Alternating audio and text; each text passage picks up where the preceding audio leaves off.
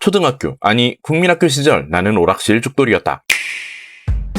학교 오락실, 학원 오락실, 집이 하루 루틴의 전부였던 꼬맹이. 당연히 중간에 들른 오락실은 부모님께는 비밀이었고 이 비밀이 밝혀지는 날엔 등짝에 커다란 손자국이 생기기 일쑤였다. 가끔은 허벅지에 오선지가 생기기도 했지. 그때 당시 가장 많이 했던 대전 액션 게임은 단연 엑스맨, 칠드런 오브 아톰이었다. 다른 대전 게임도 많은데 왜 엑스맨이었냐고? 스파? 어려웠다. 철권? 어색했다. 초고파? 대전 액션은 AI랑 싸우는 거지 인간이랑 싸우는 게 아니다.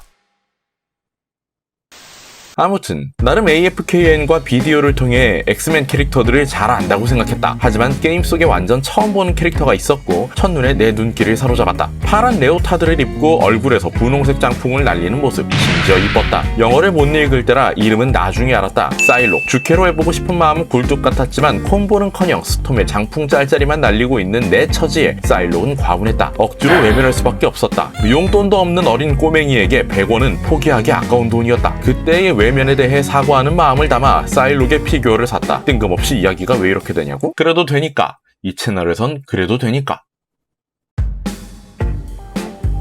이 녀석이다. 7인치 피규어 케이스 치고는 너무 크다. 구성물을 보면 이해가 안 되는 편은 아니지만 이 크기 당연히 좀 부담스럽다. 누가 보면 11인치 피규어라도 드는 게 아닐까 착각하게 만들 크기다. 지난 똥배 캡틴 때도 든 생각인데 마블 셀렉트 시리즈도 애플처럼 구성물을 빼는 방식으로 환경보호 케이스 전면엔 피규어와 각종 루즈, 전용 스테이지의 모습이 보인다. 왼편엔 원작 속 사일록의 모습을 볼 수 있는 일러스트가 그려져 있다. 뒷면엔 피규어의 사진과 캐릭터에 대한 간단한 설명, 해당 시리즈의 다른 제품을 소개하고 있는데 어차피 버릴 케이스, 오래 볼 필요는 없다. 사일록을 얼른 꺼내주자.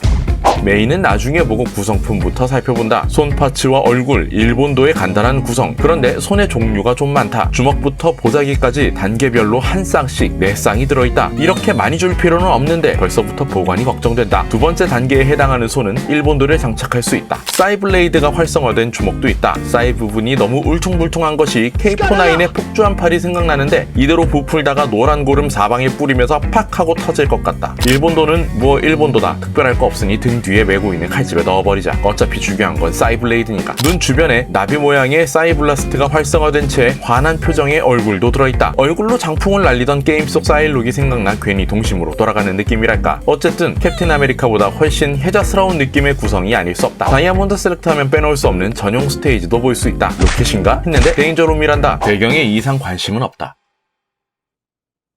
오래 걸렸다. 이제 사일록을 볼 차례다. 젠틀 사이언트 스튜디오에서 조형화한 마블 셀렉트 사일록의 퀄리티는 $27의 저렴한 가격대 치고는 꽤나 준수하다. 특출나게 잘 만든 만듦새는 아니지만 그렇다고 특출나게 못 만든 것도 아니니까. 사이즈는 케이스 설명 때도 언급했듯 7인치, 그러니까 약 17.78cm다. 첫 인상은 만화적 과장이 적은 현실적 표현에 가까운 인상을 주는데 그럼에도 인체 비율이 말이 안 되네 싶을 정도의 비율이다. 머리 크기 왜 이래? 피규어가 인간한테 막 자교감 줘도 되는 건가 이거? 무엇보다 반년 전 업로드했던 똥배 캡틴이랑 같은 회사다. 이거 남녀 차별 아닐까? 내 최애 캡틴은 아저씨가 따로 없는데 이거 이래도 될까? 그렇다. 된다. 그래, 이렇게만 내자.